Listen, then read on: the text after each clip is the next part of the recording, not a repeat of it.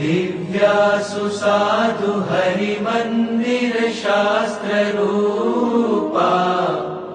भव्या कृपा भुवि जनाय कृता च येन जातश्च विश्वजनमोक्षकृते धरायां कृत्वार्चनं गुरुहरिं प्रमुखं नमामि। गीता निरूपयति ब्रह्मस्थितिं च यस्य वेदान्तवेद्य पुरुषोत्तमसेतुरेष